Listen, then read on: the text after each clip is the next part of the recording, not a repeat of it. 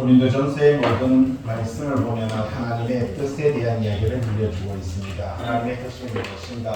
고린도전서를 통해서 사도 바울이 말하고자 하는 것은 믿는 자들에게 구원을 주시는 것이 하나님의 뜻이다라고 이렇게 말을 하고 있습니다.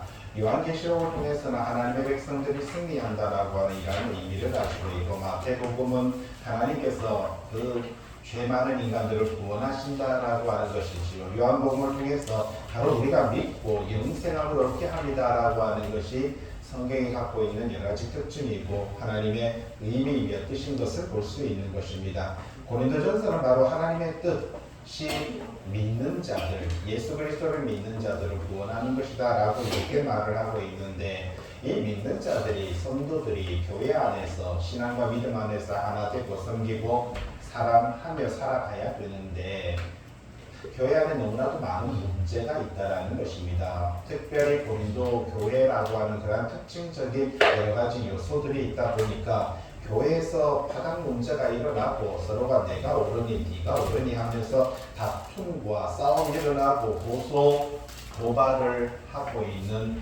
이런 모습을 볼 수가 있는 것이지요. 그리고 세상 사람들도 상상할 수 없는 교회 안에 여러 가지 죄악들, 우상숭배, 여러 가지 또 사건들이 벌어지고 있는 이런 상황들이 교회 안에 있었더랬습니다. 그러한 교회임에도 불구하고 사도 바울은 고린도 교회를 가리켜서 하나님의 교회다라고 이렇게 말을 하고 있습니다. 여러분, 우리는 삶을 살아가는 과정 속에 참 나약하고 연약한 모습을 가질 때가 참 많죠. 사람 한 사람의 모습을 보면은 완악하고 거짓되고 교만하고 이 모든 모습을 갖고 있습니다. 그러나 그럼에도 불구하고 사도 바울이 고린도 교회를 향해서 하는 이 이야기가 있습니다. 그들을 가리켜서 하나님의 교회다라고 이렇게 말을 하고 있다는 사실이지요. 왜 이렇게 말할 수가 있었습니까? 실질적으로 사도 바울은 그가 다메섹 도상에서 예수님을 만나기 전에 그의 삶은 사람을 죽였습니다. 실질적으로 몽둥이로 죽였고 또 칼로 죽였습니다. 또 더 많은 사람을 죽이기 위해서 다메섹으로 가다가 예수를 만나고 그 인생이 바뀌고 예수 그리스도의 증거자의 삶을 살게 되는 이런 모습을 볼 수가 있는 것이지요. 그러면서 그는 말합니다. 내 같은 놈도 나 같은 인간도 구원받아서 증인됐는데, 예? 웬만한 사람들, 여러분 웬만한 죄인들은요 충분히 용서를 받고 하나님 앞에서 회개하고 돌이키기만 하면 구원함을 얻는데 아무런 문제가 되지 않을 것이다 라고 하는 것이 사도 바울이 갖고 있는 이러한 신앙과 믿음의 틀인 것을 볼 수가 있는 것입니다. 여러분, 우리도 마찬가지지요. 우리가 누군가를 바라볼 때 그 사람을 향해서 정죄할 때도 있습니다. 연약함을 바로 바라보면서 손가락질 할 때도 있다라는 사실입니다. 그런데 오늘 우리가 이 말씀을 통해서, 이 고린도전서를 통해서 우리가 배워야 되는 것은 사도 바울이 어떤 마음을 가지고 복음을 전했는가라고 하는 것입니다. 이 사도 바울의 마음을 갖고 있으면 우리는 용서하지 못할 사람이 없는 것입니다. 그런데 우리는 우리의 기준으로, 우리의 잣대로 상대를 손가락질하고 지적질하면서 그의 죄를 말할 때가 많이 있다는 것이지요. 사도 바울은 그런 마음으로 복음을 전했습니다. 그런데 이 고린도라고 하는 이곳에다가 복음을 전하는 상황 속에 유대인들이, 이쪽에 있는 유대인들이 그냥 멀리까지 찾아왔습니다. 그리고는 사도 바울을 향해서, 많은 성도들을 향해서 말을 합니다. 저 사람이 어떤 사람인지 아니? 저 사람이 원래 사도가 아니야. 유대인들이, 바로 유대에 있는 대제사장이 보내지 않았어. 지 스스로 자기 혼자서 사도라고 말하고 돌아다녀. 그렇게 말하는 것을 볼 때 저 사람은 거짓돼, 이방인이야. 그리고 저 사람은 거짓 선지자야. 아주 불의한 자지. 돈을 취하기 위함이야. 당신들을 위해서 복음을 전하는 것이 아니라 결국 목적이 돈이야 라고 하면서 따라다니면서 사도 바울을 괴롭혔던 그런 모습을 볼 수가 있는 것입니다.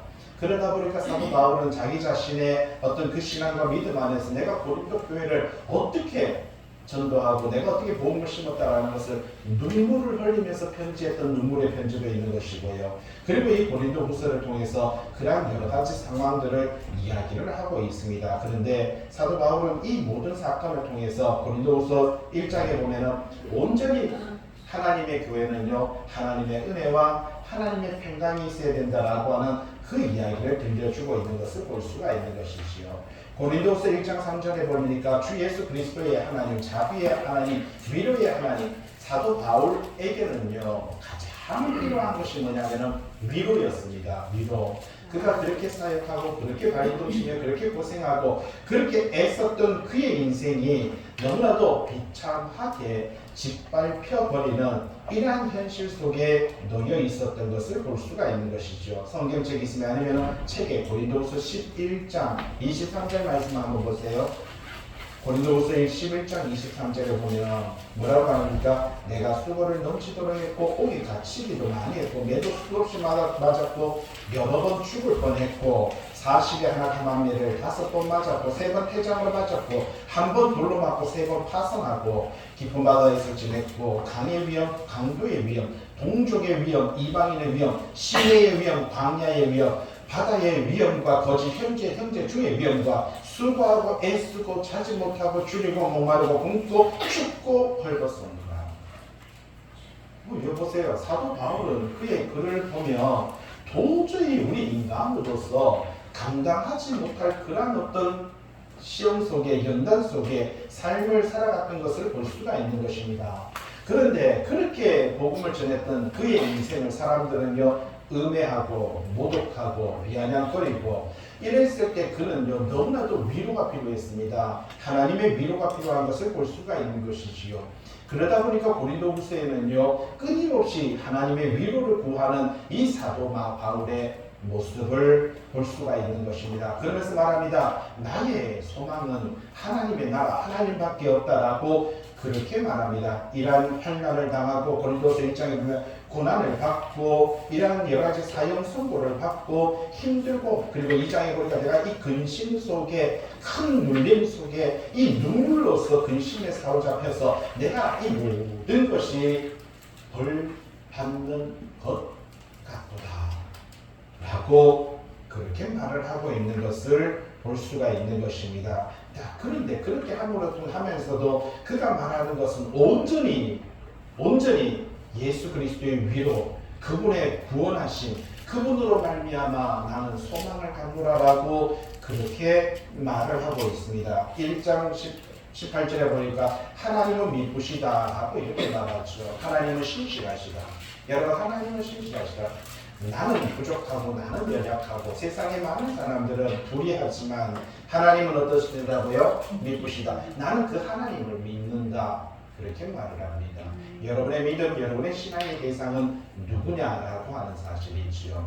여러분 세상의 것은 믿을 것이 안 됩니다. 이 세상의 것은 어떤 것도 우리에게 만족을 주지 못한다라는 겁니다. 그런데 우리는 순간순간 세상의 것들에 우리의 모든 인생을 내어 걸고 살아갈 때가 있다라는 사실이지요. 오늘 사도 바울은요 이렇게 힘들고 어려운 상황 속에서도 하나님만이 진실하시다, 하나님만이 성실하시다, 하나님만이 신실하시다, 그분만이 믿으시다, 내가 그분만을 의지하고 믿고 나간다 라고 이렇게 말을 하면서 온전히 나는 예수 그리스도 안에서 2장에 보면 내가 그분 안에서 기뻐하고 그분 안에서 사랑하며 그분 안에서 순종하고 내가 그분 안에서 용서하며 내가 그분 안에서 뭐라고 말합니까? 그리스도의 향기다라고 이렇게 말을 하고 있습니다. 여러분들은 어떤 삶을 살아가고 있습니까? 오늘 세상 속에서 어떤 향기를 드러내고 있습니까? 어떤 감사와 어떤 기쁨의 모습을 가지고 하나님 앞에 서고 있느냐라는 것이지요. 신앙생활하다 보면요 순간순간 유혹될 때가 있습니다. 순간순간 우리는요 잘못된 것에 말려들고 빨려들 때가 있습니다. 유대인들이 그랬습니다. 유대인들은요 그들에게 율법을 준 사람은 모세이고 바로 이 모세의 얼굴의 영광의 그 모습을 바라볼 때 모세는 보통 사람이 아니야 라고 생각을 했고 그들은요 모세에 대한 그 신앙과 믿음의 절대적인 모습을 가지고 있었던 것을 볼 수가 있는 것입니다. 3장에 보니까 이 모세가 가져왔던 그 돌로 쓴 돌로 쓴 죽게 하는 율법 조문 때문에 3장 7절에 있습니다. 돌에 바로 쓴 죽게 하는 율법 조문 때문에 라고 이렇게 하면 율법이 왜 죽게 하는 것입니까? 여러분 율법은 죽게 하는 게 아니지요. 하나님의 생명의 말씀이죠. 그런데 그 말씀을 지켜 행하지 못하니까 죽게 하는 율법이 되는 것입니다. 우리나라에도 각종 법이 있습니다. 근데 그 법은요 질서를 위해서 만드는 것입니다. 그 법을 어긴 사람에게는 감옥을 가게 되는 것이고요. 그 법을 어긴 사람에게는 죽음이라는 것이 해당되는 것과 마찬가지로 하나님께서 율법을 주실 때는 그것은 생명, 왜? 모두에게 질서를 삼고 모두에게 생명을 주는 것이었음에도 불구하고 지키지 못하기 때문에 여러분 인간은요 그 율법을 지킬 수가 없습니다. 그래서 하나님은 예수 그리스도를 통해서 다시 한번 사랑의 법으로 다가오시는 것을 볼 수가 있는 것입니다. 그래서 이 모세는요 돌에 쓴 이 율법 조문 때문에 그의 얼굴이 영광의 광채가 드러나 백성들은 그 얼굴을 볼 수 없어서 이 모세는요 수건으로 자기 얼굴을 가리고 백성 앞에 나아갔는데 인간의 완악함은요 이 모세를 추경하고 모세를 믿는 자들이 자기 얼굴에 스스로가 바로 수건을 가려서 자기가 더 영광된 모습으로 교만한 모습으로 드러나고 있다라고 하는 것을 이 3장에서 우리들에게 들려주고 있는 것을 볼 수가 있습니다. 자, 돌에 새긴 율법의 조문을 받은 모세도 얼굴에 영광이 나오는데 영원한 복음의 말씀을 받은 하나님의 백성들은 그 얼굴에 더 큰 광채가 그 영광의 광채가 나지 않겠느냐라고 하는 것이 사도 바울이 3장에서 들려주는 이야기인 것입니다. 그리고 4장의 말씀이 돌아와서 오늘 24페이지죠. 여러분 고린도후서 후서 4장 24페이지 보면 우리가 이 직분 받아 바로 복음 전하는 자의 직분을 받아서 하나님으로부터 뭘 받았다고요? 긍휼하심을 입으므로 오늘 저와 여러분들은 그분이 우리에게 자비한 마음으로 긍휼하는 그 마음을 우리에게 다가오셨기 때문에 온전히 우리는요 낙심하지 않는다. 사도 바울은 힘들고 어려운 순간순간마다 그분이 나를 위로하시고 긍휼히 여기시고 은혜를 베풀어 주기 때문에 나는 그분 안에서 뭐 하지 않는다고요?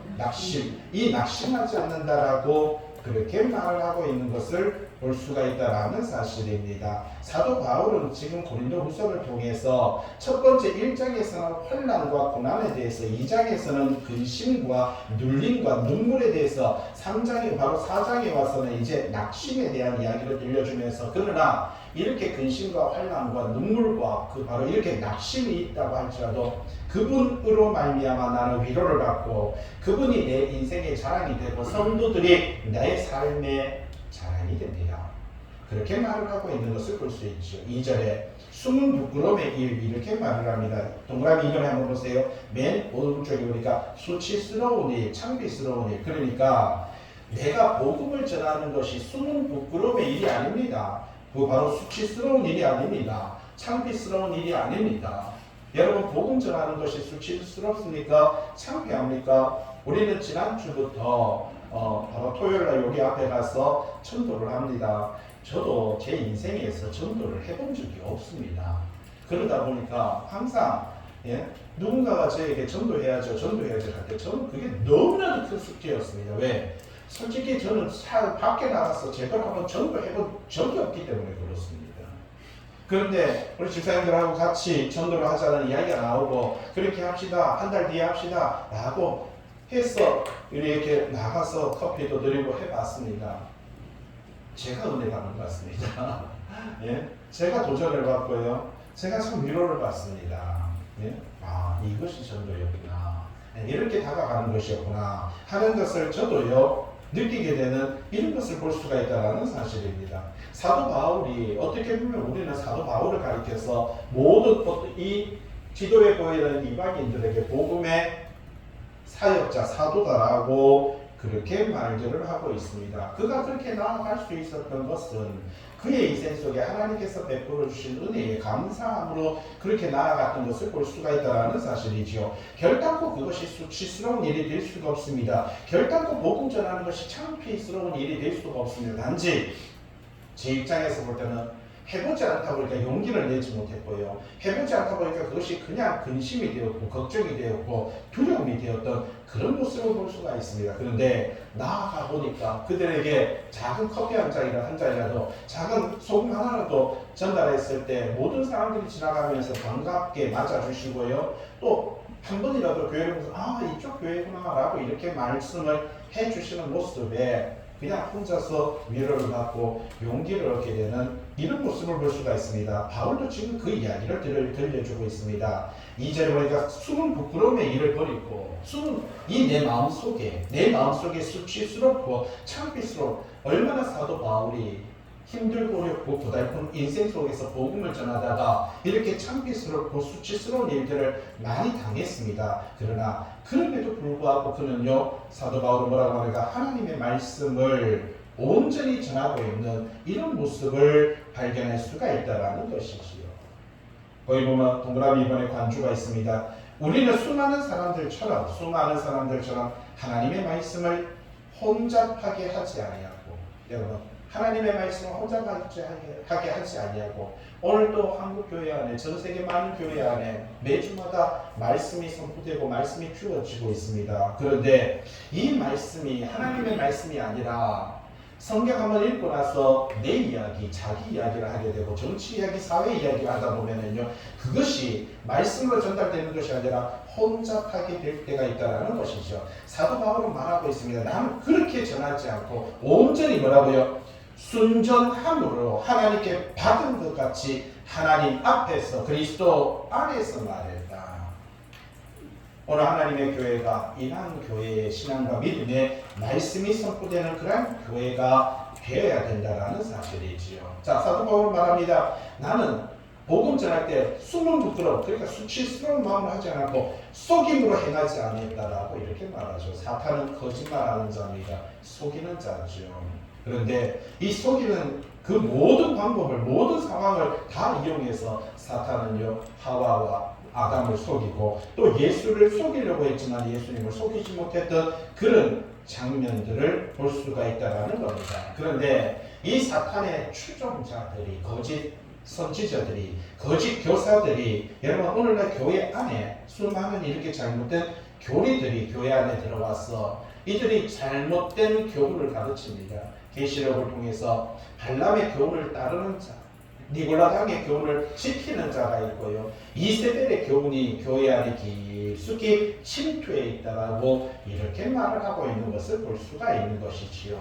여러분 오늘날 교회도 보면 주변에 보면은요, 한탄스러울 정도로 잘못된 것이 교회를 장악하고 있고 이 가라지가 교회를 집어삼키고 있는 이런 모습을 볼 수가 있다라는 것입니다. 오늘 사도 바울은요, 온전히 하나님의 말씀만을 증거했으며 하나님 앞에서 각 사람의 양심에 대해서 나 스스로 추천한다. 나는 무슨 말입니까? 각 성도들, 고린도 교회 성도들 앞에 내 양심을 걸고 내 자신을 추천한다. 한 번도 내가 부끄러운 말씀을 전한 적이 없고 하나님 앞에서 한 번도 거짓된 말씀을 전한 적이 없다. 나는 내 스스로를 내가 추천한다. 이렇게 말을 합니다. 대단하지 않습니까? 얼마나 당당합니까? 자기 자신을 향해서 한 번도 나는, 그죠? 불의하게 말씀을 전한 적이 없다. 지금 얼마나 많은 사람들이 지금 바울을 공격하고 있습니까? 저 사람 돈 때문에 저러는 거야. 저 사람 목적이 따로 있어. 얼마나 거짓된데 자기가 무슨 사도야.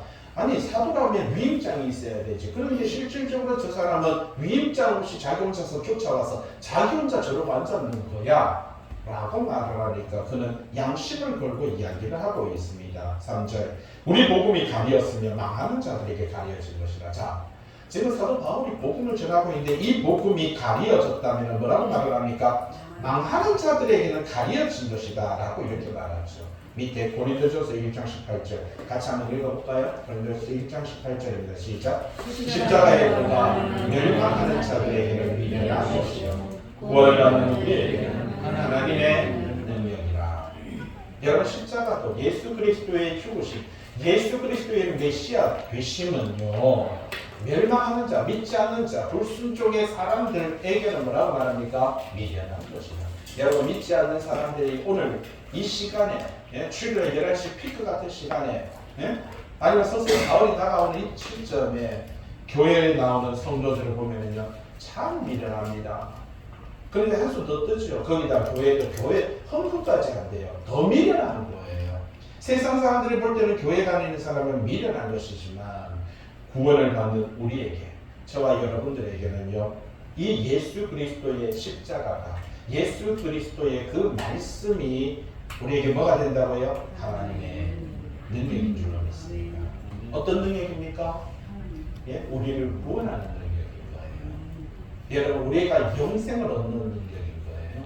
우리가 하나님의 백성이 되는 능력이 된다라는 겁니다. 그래서 우리가 이 세상의 육적인 삶으로 끝나는 것이 아니라 우리 영혼이 영원한 삶으로 이어지게 되는 이 하나님의 능력이 예수 그리스도의 십자가에 있다, 그렇게 말합니다. 그래서 사도 바울은요 이 복음, 내가 지금 전하고 있는 예수 그리스도의 이 십자가는요 망하는 자들에게 가려진 것이지 믿는 자들에게는요 가려진 것이 바로 아니다라고 그렇게 말을 하면서 나는 이 복음을 숨김없이 하나도 빼지 않고 다 전하였노라, 그렇게 말을 하고 있는 것을 볼 수가 있다라는 것입니다. 여러분, 오른쪽에 한번 보세요. 25페이지 맨 뒤에서 세 번째 줄에 소경이 보지 못한다고 해서 태양이 없는 것은 아닙니다.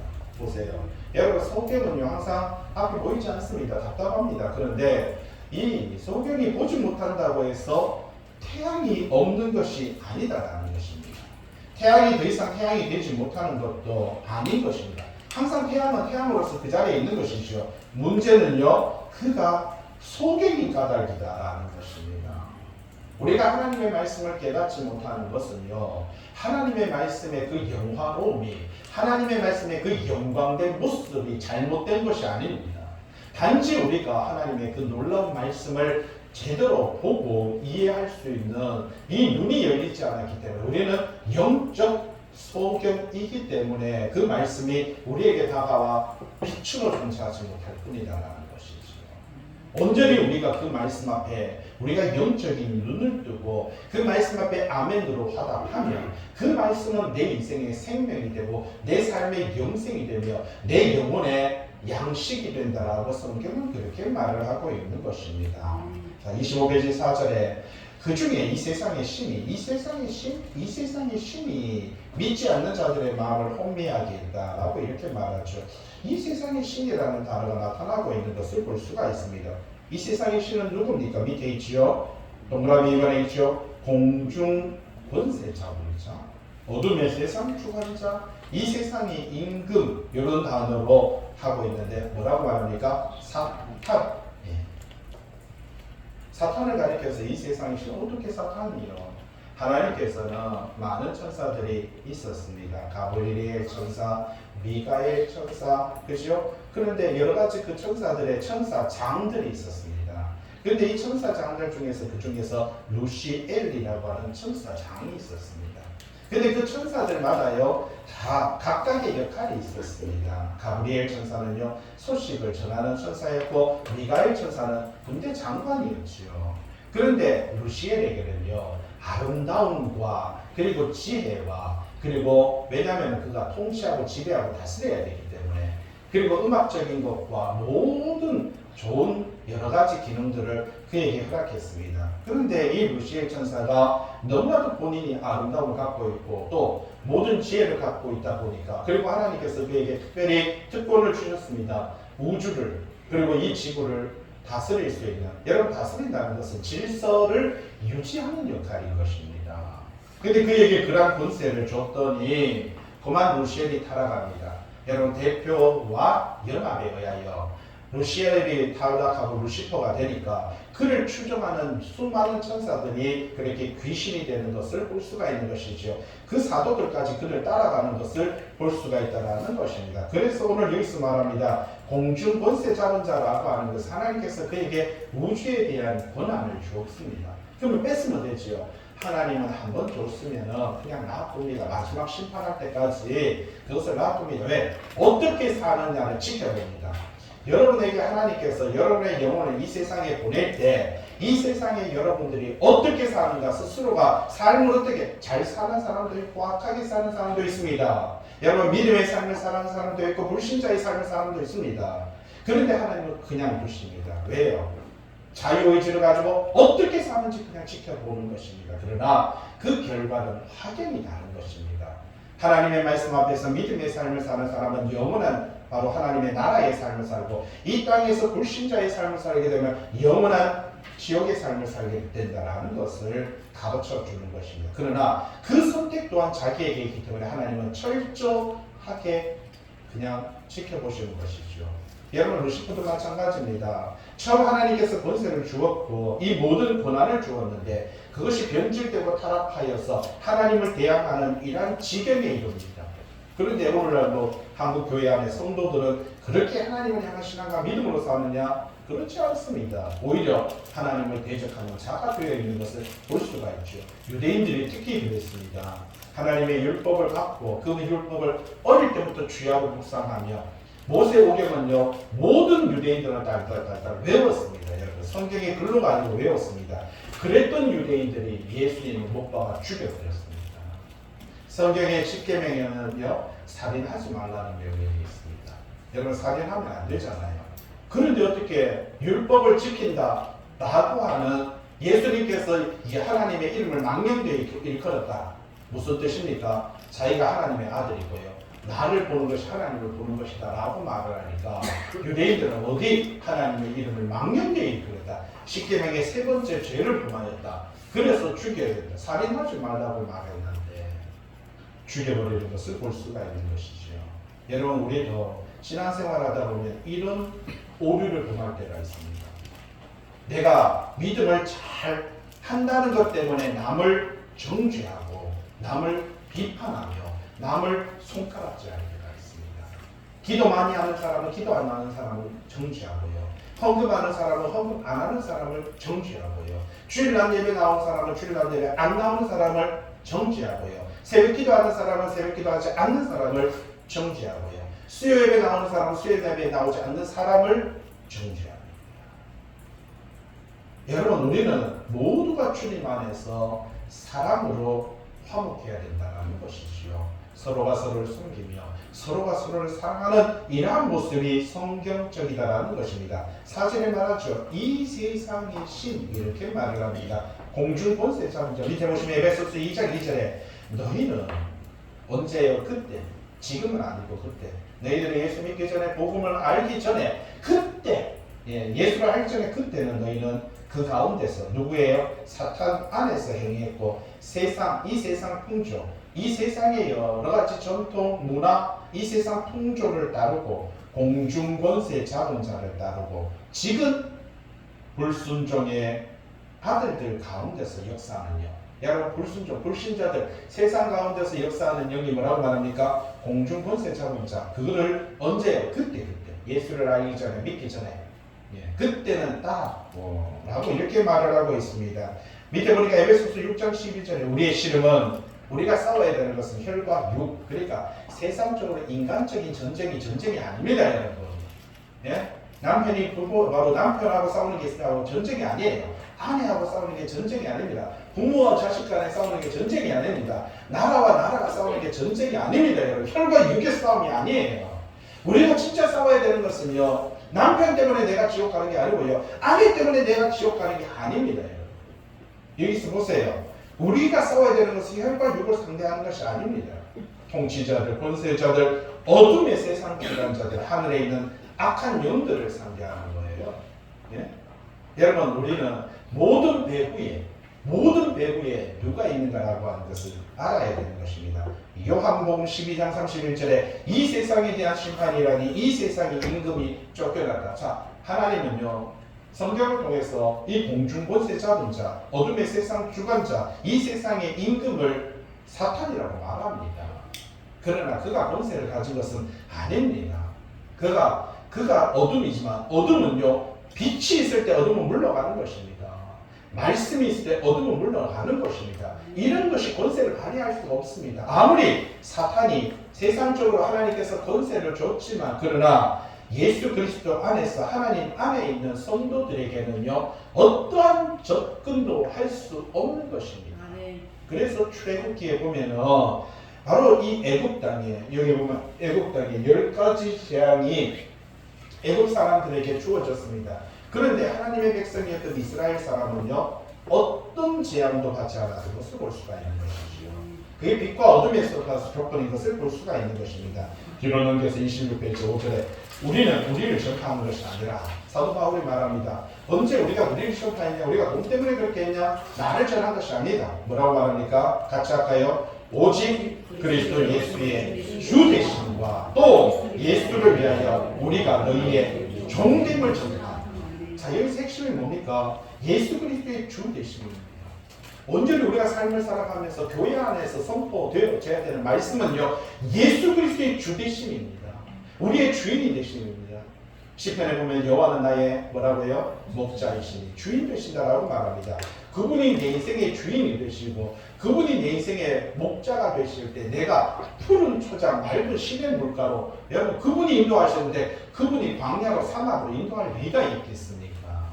결국은 우리가 시험을 당하는 것은 자기 정욕에 의하여, 욕심에 의하여 여러분 다 그렇게 빨려 들어가는 것이지, 주님은 우리에게 여러분 푸른 초장 맑은 시냇 물가로, 여러분 그렇게 하나님께서 인도하신다. 여러분 오늘 말합니다. 우리는 우리를 전파하는 것이다. 사도 바울은 나는 한 번도 우리 자신을 전파한 적도 없고 내 욕망을 위해서 사는 것도 없으며 내가 물질적인 것을 추구해 본 적이 없다. 그렇게 말하면서 나는 오직 예수 그리스도 그분만을, 그분이 우리의 주인 되실만을, 예수를 위하여 우리는 너희의 종됨을. 여러분 보세요. 이거 참 중요한 단어가 있습니다. 목회자는요 하나님의 종이고 또 성도들에게요 종이다라는 사실이지요. 그 말은 섬김과 사랑으로, 여러분 모두가, 모든 성경의 핵심은요 사랑과 섬기는 것입니다. 내가 사랑하기 때문에 섬기는 거예요. 여러분 성경에 보면 남편들아 내 아내를 사랑하며 아내들아 남편들에게 뭐하라고요? 복종하라. 여러분 그 복종은요 사랑할 때 내가 자발적으로 하는 복종인 것입니다. 그러니까 상대가 억압을 했어, 상대의 여러 가지 권력으로 나보다 힘이 좋았어, 그래서 복종하는 복종이 아니고요, 내가 그 남편을 사랑하는 마음이 바탕이 될 때 복종하는 거, 순종하는 것이죠. 여기서도 마찬가지입니다. 내가 예수를 위하여, 보세요, 누구를 위하여요? 예수를 위하여, 나 자신을 위해서 하는 게 아니고 예수 그리스도를 위하여 우리는 너희의 종된다. 예수 그리스도를 사랑하고 예수 그리스도를 섬기는 마음으로 내가 당신들을 사랑하고 당신들에게 섬기며 종되겠다라고 이렇게 말합니다. 전제가 있죠. 예수 그리스도를 위하여라고 그렇게 말합니다. 베드로는 거기 보면 동그라미 이번에 첫 번째 간주가 있죠. 마태복음 16장 16절에 시몬 베드로가 말했습니다. 같이 해볼까요? 시작. 주는 그리스도시요 살아계신 하나님의 아들입니다. 여러분 이 신앙의 고백, 여러분은 하나님에 대해서, 예수님에 대해서 어떻게 알고 있느냐라는 것이죠. 누군가가 여러분들에게 예수 그리스도가 누굽니까? 라고 하는 질문을 던지면, 툭 던졌을 때 여러분은 뭐라고 이야기하시겠습니까? 예? 어떻게 말씀하시겠습니까? 같이 해볼까요? 첫 번째 같이 합니다. 하나님의 아들. 네, 예수님이 누구라고요? 간단하게 하나님의 아들. 예. 그리고요, 따라서 믿음의 대상이시다. 예. 하나님의 아들이시고 우리의 믿음의 대상이시며 구원자이십니다. 같이 합니다. 구원자. 예.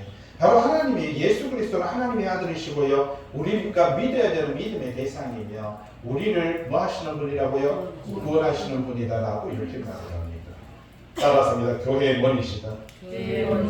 저와 여러분들의 머리가 됩니다. 여러분 대구 성함교회의 머리가 아니고요, 너희는 그리스도 하나님의 성전이라 성도들의 뭐가 된다고요? 머리. 머리라는 뜻이 이 머리가 아니고 우두머리, 리더자, 지도자, 우리 삶을 인도하시고 우리 삶을 끌어가시는 분이 누구라고요? 예수 그리스도다라고 이렇게 말을 합니다. 대충 한 요 정도만 이야기해보면, 많지만 더 많이 보면 앞에 것도 잊어보니까. 첫째 뭐라고요? 하나님의 아들, 우리 믿음의 대상이시고 우리를 구원하시는 구원자이시고, 그죠? 그분이 우리의 머리 되십니다. 한 요 정도로라도 최소한 내가 믿는 예수님이 누군지는 알아야 될 거 아닙니까? 그죠? 뭐 그 외에도 많지만 많이 하면 다 잊어버리죠. 사도 바울이 마태복음 16장 16절 바울이죠. 베드로가 주는 뭐라고요? 그리스도시요 살아계신 하나님의 아들. 요거 외우세요. 누군가가 여러분들에게 예수가 누구예요? 서버니가 예진이한테 예수는 네 아들이라고 말하면 주는 그리스도시요 살아계신 하나님의 아들이지. 이라고 말을 할 수 있어요. 네? 누군가가 우리에게 물었을 때 우리는 그렇게 말을 해줄 수가 있어야 된다는 것입니다. 6절에 어두운데 빛이라 말씀하셨던 그 하나님께서 어두운데 뭐라고요? 빛이라 말씀하셨던 하나님께서 예수 그리스도의 얼굴에 있는 하나님의 영광을 아는 빛을 우리 마음에 비추셨다. 여러분 하나님의 그 영광의 빛이 어디에 있다는 것입니까? 우리 마음속에.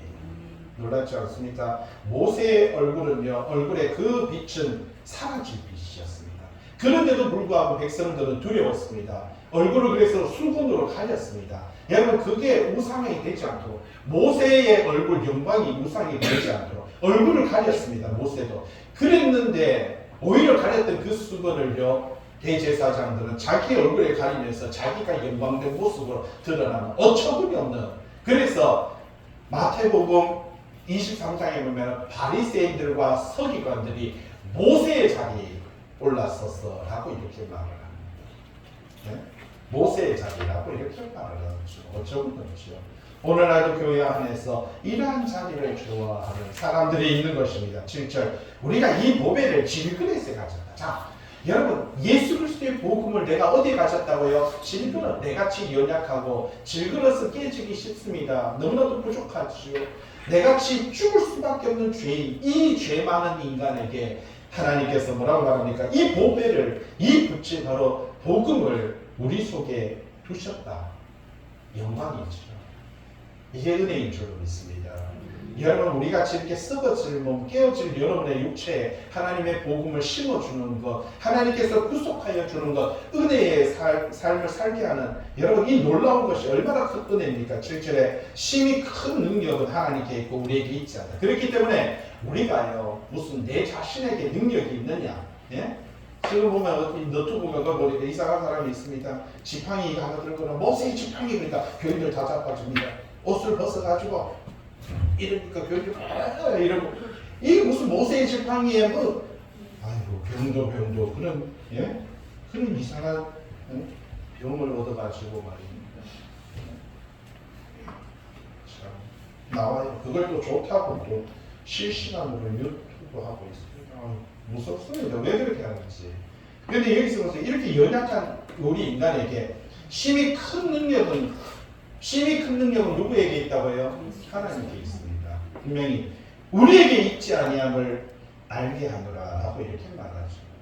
사도 바울이 여러분 처음 하나님을 만났어 예수 그리스도를 다메섹 동산에서 예수 그리스도를 만났을 때 그때 그는요 그분 앞에 쓰러지고 고꾸라졌죠. 그런데 어떤 한 사람이 주님께서 사도행전 9장 15절 있죠. 동그라미 7번에 동그라미 2번에 주께서 이르시되 가라 이렇게 말하죠. 아나니아라고 하는 사람입니다. 이 아나니아에게 성경에 아나니아라는 사람이 몇 번 나오죠. 아나니아 삽비라 나올 때 아나니아도 나오고요. 근데 여기서 나오는 아나니아는 다른 아나니아입니다. 이 아나니아에게 이 사람은 내 이름을 먼저 뭐라고요? 이방인과 두 번째요 임금들과 세 번째요 이스라엘 자손들에게 전하기 위하여 택한 나의 그릇이라.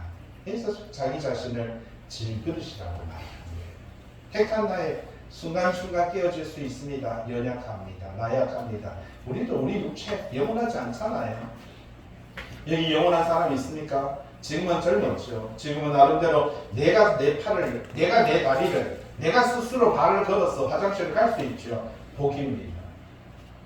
내가 스스로 걸어서 화장실 갈 수 있는 게 이게 얼마나 큰 축복인지 여러분 그걸 알아야 되는 거예요. 네?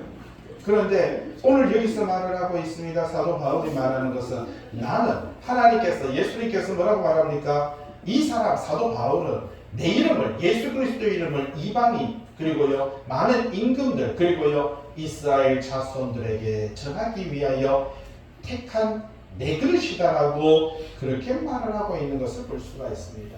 언제든지 우리는요 겸손해야 돼요.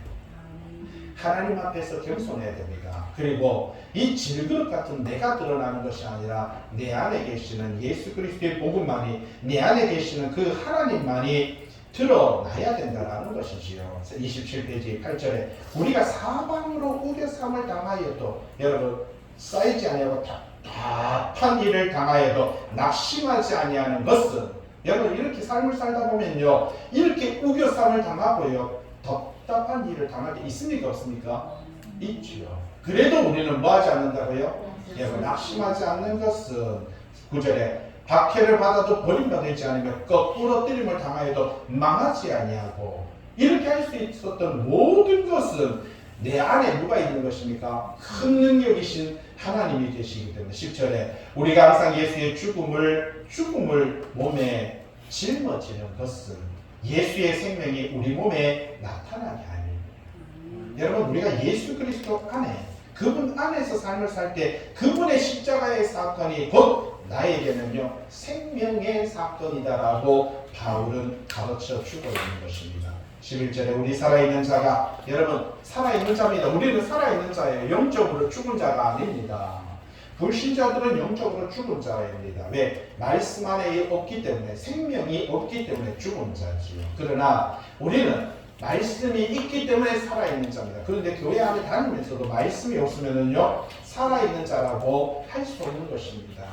그런데 우리 살아있는 자가 예수를 위하여 죽음에 넘겨지는 것은 예수의 생명이 우리 죽을 육체에 나타나게 하려 함이니라. 온전히 예수 그리스도의 생명만이 드러나는, 여러분 그 전도인의 삶을 살아가야 된다라고 그렇게 말을 하고 있는 것을 볼 수가 있는 것이지요. 뒤로 넘겨서 28페이지에 성경 말합니다. 빌립보서 4장 13절에 내게 능력 주시는 자 안에서 내가 뭐라고요? 모든 것을 할 수 있다라고 이렇게 말하죠. 12절에 그런즉 사망은 우리 안에서 역사하고 생명은 너희 안에서 역사하는, 희한한 단어가 나왔습니다. 사도 바울이 말합니다. 사망은 누구 안에서? 우리 안에서. 생명은 누구 안에서? 너희 안에서. 사도 바울이 말합니다. 내가 복음 전하다가 내가 죽더라도 너희들은 살았으면 좋겠다. 참 얼마나 고맙습니까, 여러분. 사도 바울이 너희들이 죽고 내가 살면 좋겠다라고 하는 게 아니라 내가 복음 안에서 나는 죽고 복음 안에서 너희는 살았으면 좋겠다, 그렇게 말을 하고 있는 것을 볼 수가 있다라는 것이지요. 성경책에 있으면 고린도전서 4장 9절 한번 보세요. 4장 9절에 보니까 뭐라고 말합니까? 하나님이 우리 사도인 우리를 죽이기로 작정한 자같이, 끄트머리에 두셨고 우리는 세계 천사와 사람에게 구경거리가 되었다. 그래서 10절에 보니까 이어지는 말씀이 우리는 그리스도 때문에 어리석고, 사도 바울이 말합니다. 우리는 그리스도 때문에 어리석고, 그 다음에요 약하고 비천하고 11절에 줄이고 목마르고 헐벗고 맨맞고 정처없고 수고하고 모욕당하고 박해당하고 비방받았는데 너희는 그리스도 안에서 지혜롭고 강하고 존귀하구나. 사도 바울이 그 이야기합니다. 사망은 우리 안에서 역사하고 생명은 뭐라고요? 너희 안에서 역사했으면 좋겠다. 13절 기록된 바 내가 믿음으로 말하였다 한 같이 우리가 같은 마음을 가졌으니 우리도 믿음으로 또한 말하노라. 여러분 교회 안에서 예수 그리스도와 같은 말, 같은 마음, 같은 뜻으로 온전해야 된다는 것이지요. 14절 주 예수를 다시 살리신 주 예수를 다시 살리신 이가 누굽니까? 하나님이시죠. 그 하나님께서 예수와 함께 우리도 뭐라고요? 살리시리라. 너희와 함께 그 앞에 서게 하실 줄 아노라. 사도 바울은 말하고 있습니다. 하나님께서 예수 그리스도를 죽음에서 살리셨듯이 우리도 살리시고 내가 그 복음을 전함으로 말미암아 너희와 함께 누구 앞에 서기를요? 하나님 앞에 서기를 원하네요. 우리 내구성 함께 모든 성도들이 하나님 앞에 서기를 원합니다. 여러분 한 사람도 나무되는 자 없이 우리 모두가 예수 그리스도 안에서 같이 하나님 앞에 여러분 같이 삽시다. 같이 가야 되는 거예요. 이런 모든 것이 15절 너희를 위함이고 많은 사람의 감사로 말미암아 은혜가 더하여 넘쳐서 하나님께 영광을 돌리다. 이것이 하나님께 영광 돌리는 것이다 라고 이렇게 말하죠. 16절 우리가 낙심하지 아니하노니 우리의 겉사람은 낡아지나 속사람은 날로 세워지나. 맞습니다. 육체의 시간은 다 사라집니다. 여러분 30년만 지나보세요. 다 우리도 늙어지고 우리도 다 죽어갑니다. 그러나 우리의 속사람, 여러분 영혼의 사람은요 날로 새로워져야 됩니다. 뭘로 말입니까? 말씀으로. 예? 우리가 잠시만을 환란에 경한 것이 지극히 크고 영원한 영광에 중한 것을 우리에게 이루게 합니다. 다른 데에도 있죠. 뒤에 넘겨보세요. 30페이지 로마서 맨 밑에 8장 18절에 생각하건대 현재의 고난은 뭐라고요? 장차 우리에게 나타날 영광과 비교할 수 없습니다. 여러분 현재 고난은요 장차 우리에게 나타날 영원한 그 영광과 뭐라고 말합니까? 비교할 수 없습니다. 이 세상에서 10년, 20년, 30년 동안 당하는 고난보다 우리가 하나님의 나라에서 누릴 영원한 영광, 여러분 영원한 생명, 여러분 그것을 추구하며 그것을 바라보며 나아가는 성도 되시길 주님의 이름으로 축복을 드립니다. 기도합니다.